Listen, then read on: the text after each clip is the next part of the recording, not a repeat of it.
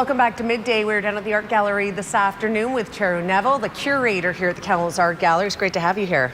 Thanks for having me back. Yes, it's great to have you back on the show. There's a series of different exhibits that are being shown right now, a lot of them having to do with nature, and certainly this first one where we're standing, called Into the Woods. Yep. Maybe you can tell us a little bit more. Yeah, this is actually an exhibition that we have on loan from the Art Gallery of Peterborough, and it's called Into the Woods, Etchings by George Rabb.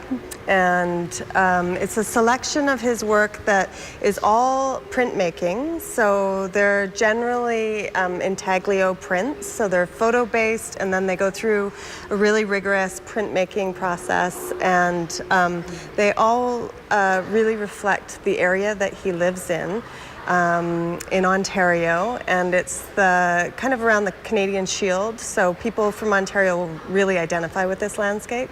His studio and his home are not far from this landscape, and so he's very interested in depicting the world around him, and there's kind of a sacred quality. You really feel like you're in the woods when you look at these prints. So this is something that nature lovers or somebody from Ontario would really appreciate. Absolutely, yeah. And we actually also have these vitrines which show how he makes his prints, so it gives you kind of a sense of his working process. He's really a master printmaker, so printmakers also will find the exhibition really interesting. And then a series of other exhibits, one of them having to do with Lake Louise. That's right. Well, the other exhibition is meant to be kind of in dialogue with this more traditional exhibition of Into the Woods, and it's called Landscape Revised. Okay.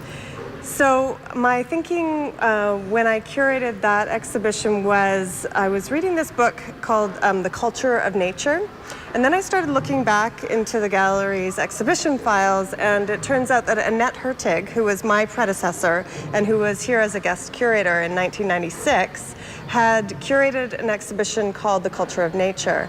And she was looking at the time to contemporary responses to the tradition of landscape painting in Canada, which is vast and very rich, and it kind of forms our identity in a lot of ways, if you think of the Group of Seven, for instance.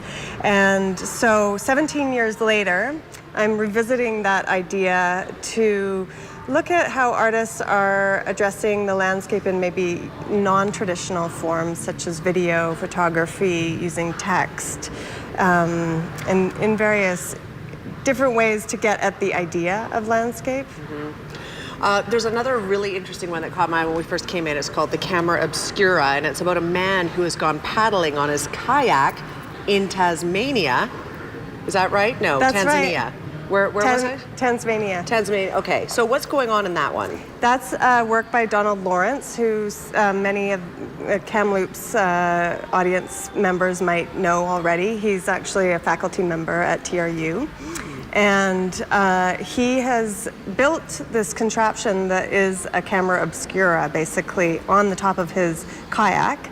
And so there's a video of him. This was a project that he did in Tasmania during a residency there, and you see him navigating this waterway on the Tamar River, and he basically is doing it through sensorial experience. He's looking inside his inside this small little space in the camera obscura contraption that shows an inverted image of the view outside of the contraption. So inverted means he's actually paddling and it's upside down. The effect to him is upside down. That would be very difficult. Yeah, it's quite interesting. And so it's really about his experience as a viewer and his passageway through the landscape.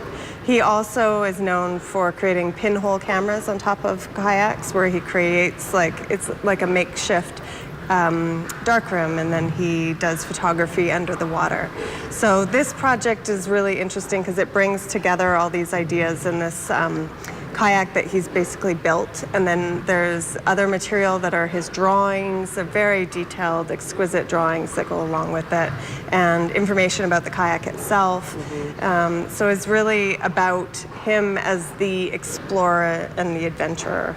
And just so our viewers know, he actually made it to the destination safely, even though he was he could see things upside down. Yeah, it doesn't even look like there's someone in it. It becomes like a creature in itself. It looks like a creature. It kind of looks like a creature out in the water. Some dark figure. Yes, and if one of us was to be on the water or somebody sees that coming towards them, I'd be a little bit alarmed. I wonder if anybody had that experience when he was doing that.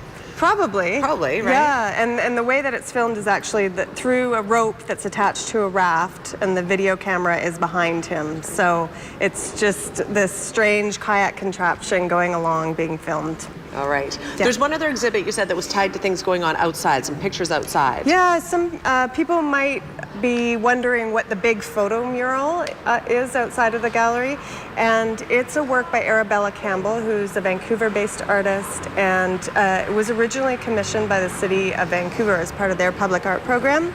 And it is really juxtaposed with our desert landscape, now, our snowy hills. And it's this beautiful high tide line in a coastal landscape.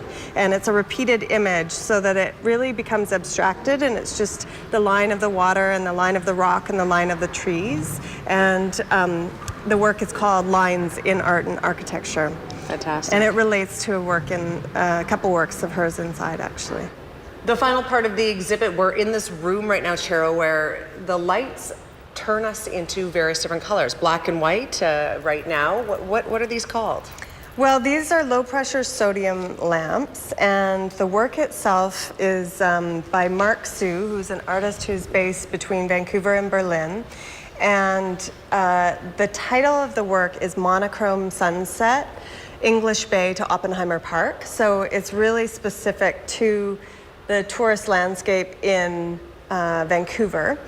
And essentially, the image behind us is a glorious sunset. The actual image without the lamps is that deep red, deep orange kind of color, but the lamps turn this exquisite sunset into a monochrome. So it looks black and white, just like our skin turns black and white. Right. And so Mark was interested when he first installed this work. It was in a gallery in Gastown. And so he was thinking about how tourists might enter the city of Vancouver and be guided by tour books or any kind of information that's telling tourists the best place to go in Vancouver, they'd probably end up in English Bay.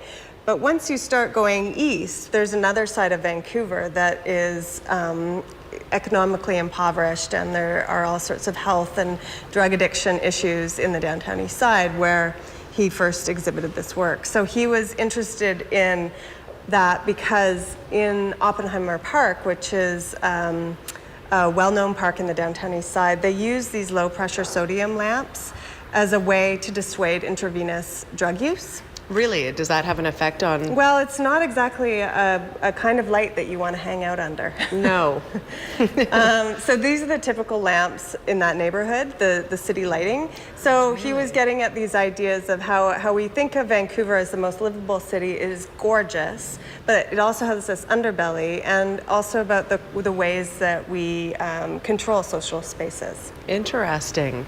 So what is the message people should be getting when they come into this space? What do you think people should be thinking about? Well, I think that it's always interesting when you go to a new city because we tend to be guided by the way that the city wants itself to appear. But of course, there's always different layers to any kind of place. So it's interesting to think about places in that way. Yeah. Well, thank you again for having us in today. Again, lots going on here, lots of different exhibits to look at, and people have until the end of December to take a look at them, yes? Yes, December 31st. Okay, well, we're going to sign off in black and white today. So thank you again for being here. Thanks. If you'd like to come and check out these exhibits down at the Kamloops the Art Gallery, you can certainly do that between now and the end of the year, really. Lots here to come and see. We're back in 2 minutes. Stay with us.